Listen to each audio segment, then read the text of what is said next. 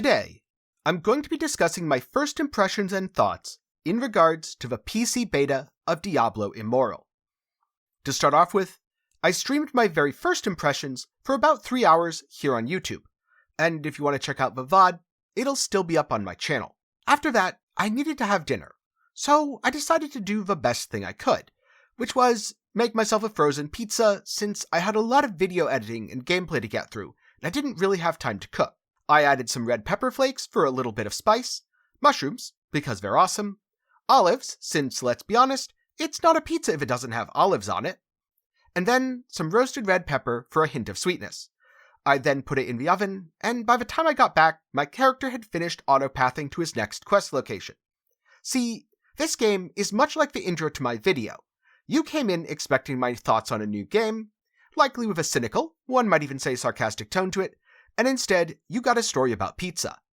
Just like how the game looks a lot like a Diablo title, and it certainly presents itself as one, but it plays like a watered-down Lost Ark with what could be worse monetization. And no, that's not a defense of how Lost Ark is monetized, particularly in the West. Diablo Immortal's story focuses very much on assisting Deckard Cain in a time between the events of Diablo 2 and Diablo 3. You need to collect the shards of a World Stone. They radiate corruption, and it would be very bad if demons got their hands on these. So, naturally, you go around the world killing demons to collect the shards from them. So much for it being bad. If I was being charitable to the story, I would say it's an impressively detailed and well voice-acted Deckard Cain fanfiction. If I was being less charitable, I would say my experience throughout Act 1 and 2 was that someone was trying to follow the major story beats of Diablo 3, but they probably hadn't played it in a good 5 to 6 years. They could remember Leoric's tomb, and a lot of battles in Act 1 against the undead. They remembered the desert was really annoying and there were weird flying bugs in Act 2. You have to deal with a bunch of Lacuna, bandits, and of course, Zoltan Kuhl's archives. The archives are a major focus in the desert, probably because the whole thing seems like a fanfiction, and they stood out in the minds of anyone who played Diablo 3 for any amount of time. This isn't to say that there aren't some genuinely cool moments, such as when you, Zoltan Kuhl, and Tal Rasha team up to subdue Baal, or Baal. Or when you meet Vala on her first Demon Hunter in Training mission, where she manages to capture you somewhat inefficiently.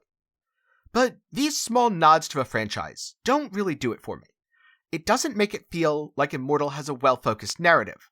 It feels like someone's constantly going, hey, remember that really cool inside joke that was funny 5 years ago?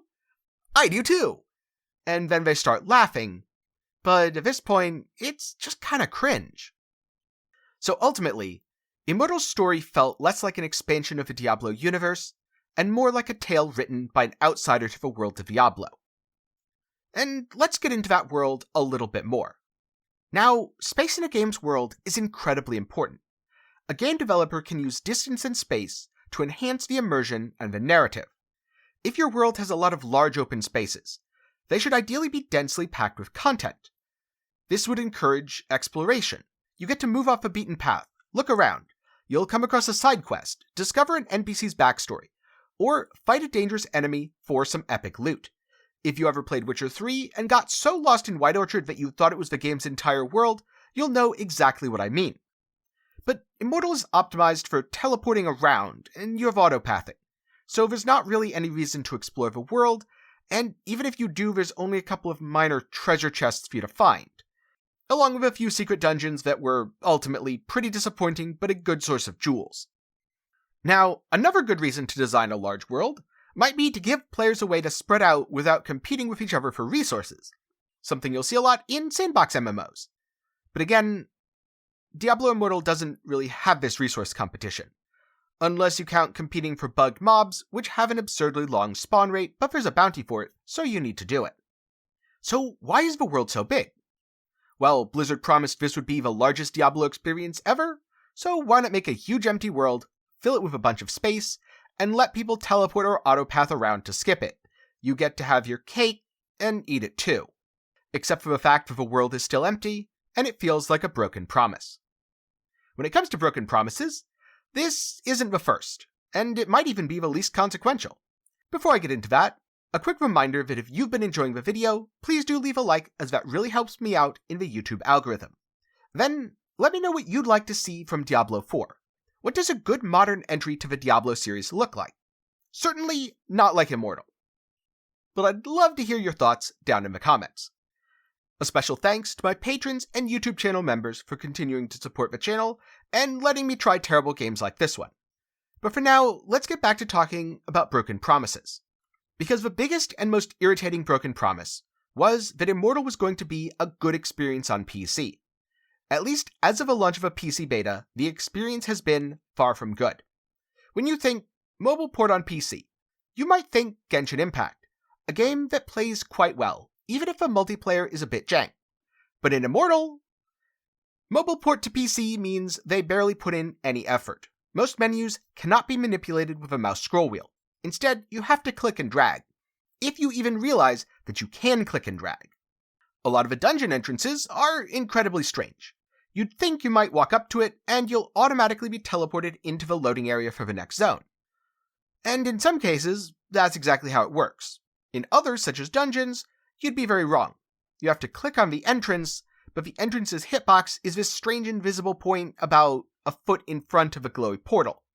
And the hitbox also seems to be tiny, likely made for swiping on a touchscreen, not clicking with a mouse. It was also more difficult than any boss I encountered by level 40. There's a lot of things that feel incredibly unintuitive as a PC player. There isn't really double-clicking, there isn't really control-clicking, or even right-clicking most of the time. Maybe these are all obscure keybinds that I just missed. But playing Diablo Immortal did not feel like playing a PC game at all. It felt like a mobile game, and a badly ported one at best. I've heard the game does control really well with controller. Unfortunately, the game didn't recognize mine, so I wasn't able to try it for myself. When it comes to keyboard and mouse, the keyboard movement does feel quite good, and combat works sometimes. But then, other times, you'll be clicking, you'll get stuck on a hitbox, and it'll just feel janky. This is a lot worse if you move or attack with your mouse, rather than with the keyboard. But controls aside, how did the game play? Was the combat good, and were the fights engaging? Did it feel like a Diablo game? No, nope, and absolutely not. The combat was boring, because the game was mind-numbingly easy at early levels. I'm sure this is where some supporters of a game will bring out the tired old, "It gets better later. It's really good in the endgame. You just didn't give the game a chance." And it's a defense that's come to mind even for me when defending something I enjoyed. But the harsh truth is, if the game gets better later, it should be good now. If the game is so bad that I, as a reviewer, who's probably motivated to play it for longer than your average player, could only stomach 5 to 6 hours due to how boring and easy combat was, odds are most other people aren't going to last very long either. I'd be ecstatic if the game's combat was engaging in endgame, but also disappointed, because I didn't get to experience that. What I got to experience was terrible AI, really simple fights, and abilities that didn't seem to matter all that much. There's almost no point in fighting enemies if winning is a foregone conclusion. Throughout all of my playtime, I died once on my stream. And that was because I was trying to. I walked up to some enemies and then just stood there, caught up with chat, and then eventually I died. If you're actually fighting back, you get so many health globes and potion charges that you'll never really run out of health. I did, however, find some very effective tactics to use. Things like standing on one side of a doorway with the enemies on the other. You see, skeletons are very, very fat, and they can't really fit through doorways, so if you're a ranged class, you can shoot them, kind of like really bony fish in a barrel. Or if I dropped a sentry turret behind some walls, it apparently ignores line of sight and will just mow down the enemies. Or I could use an incredibly effective, one might even say overpowered tactic against many of the game's bosses. Walking backwards slowly. If you are a ranged class, and you know even a little bit about kiting, you can completely break a lot of the enemy AI. They'll just slowly walk forwards, towards you, without using any abilities, and eventually, they'll die. I don't know if this is a side effect of a game's AI being dumbed down to not set phones on fire, or if it's simply badly made, but the AI is impressively bad. Which leaves the question of Diablo-ness, and this is about the last thing I'd imagine when I think Diablo game. Items don't matter. You pick them up automatically. You equip whatever the Green Arrow Overlord tells you to, and then you go and hands it at the blacksmith, increasing its level, therefore increasing its stats. For a minute, I thought I had downloaded the wrong game, and I was still playing Lost Ark because I swear it's the exact same system. And you might say, yeah, but don't you have to watch your resources? I mean, if you spend all your early resources on a bad item, aren't you wasting them for later? Nope, you can transfer gems and enhancement levels to new items for free at any time. There is a semblance of Diablo, with some legendary items and sets, but it feels like it's barely there, no more than skin deep. So what's the problem? It's a free Diablo game, which means you don't get to complain. And it's the Diablo we have at home that anyone can play, right? Well, no. At home, I have Diablo 2 and Diablo 3, both of which are much higher quality Diablo experiences than Immortal, despite 3's many flaws. And even if Immortal is being sold as free, it is sold. For example, every time I completed a dungeon, something tied to a major story beat, I'd get offered a new special bonus pack in the shop. That's right, my reward for defeating the boss was not epic loot. It was being able to give the game money.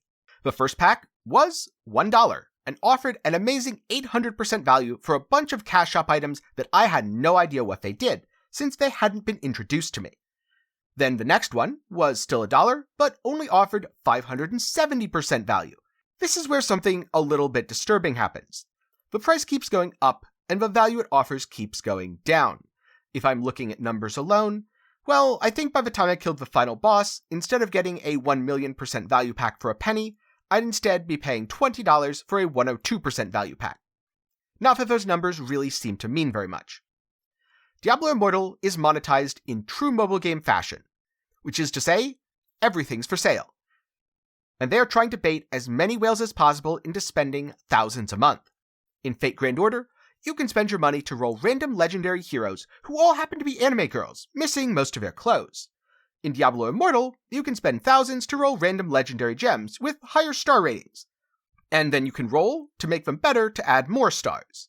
And there are also the constant, almost incessant reminders that you have unclaimed rewards. You've got mail. And the mail is more items. Many of which are tied to the Battle Pass or shop interface. In other words, the whole thing's an excuse to get you to go look at the shop and maybe spend some money. To make things worse, equipping legendary gems gives you resonance, which makes all of your other stats that much more effective. And if you think these legendary gems aren't a big deal, trust me, they are.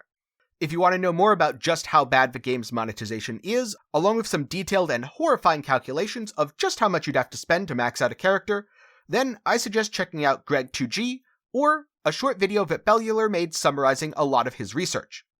Both will be down in the description below if you're curious.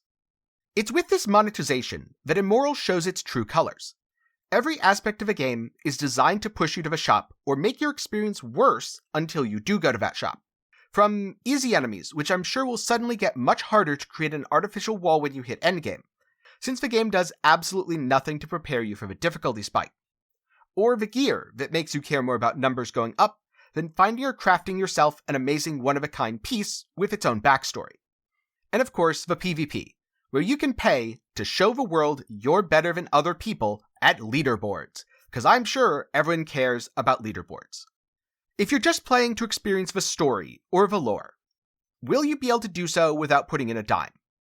Yes.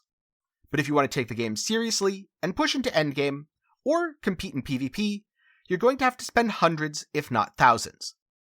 And it wouldn't surprise me if there's going to be some sort of monthly rotation of legendary gems with ever-increasing power and cost. This isn't about getting a good Diablo experience. It's about extracting as much money as possible from the whales, and making everyone else as miserable as they can, in hopes that someone pays money to make the misery stop. But there's one trick that mobile games hate, another way to end the misery, and that is uninstalling Diablo Immoral. So, is Diablo Immortal a game you should play? I went into it with low expectations, and I was still very disappointed. It's unfortunate, because there was clear care and polish put into a lot of the presentation. Some of the dungeon environments are really nice, and have awesome touches like this wraith who's trying to escape and banging on the glass as you go through the dungeon. Of course, right at the end of the hallway, he's the boss you fight, and this is awesome. I also really like the hand-drawn look of some of the cutscenes. The voice acting's good, and many of the combat animations are badass.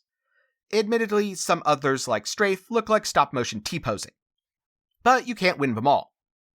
At the end of the day, every aspect from the reminders to check for the new bundle, to the EXP globes, a drop to give you something extra to pick up, generate more visuals, and hopefully cause a dopamine hit, are all designed to funnel you to the shop and take your lunch money, then take your dinner money, then take your rent money. So to answer the question of, is Diablo Immortal a game that you should play? I brought in an expert, Chris Wilson, the CEO of Grinding Gear Games and the lead developer of Path of Exile. Take it away, Chris. And we're ignoring the fact that Diablo Immortal comes out in a few weeks, by the way, guys. That's not a game. We're going to play Path of Exile. But well, there you have it.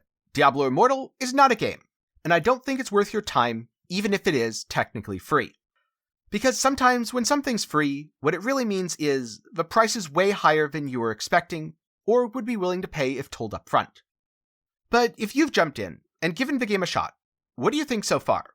And when do you think the monetization will drive you away? Let me know your thoughts down in the comments below. Thank you for watching. If you have any questions, be sure to put them down in the comments below, or join the Discord, where you can ask questions, get build help, and hang out with the community.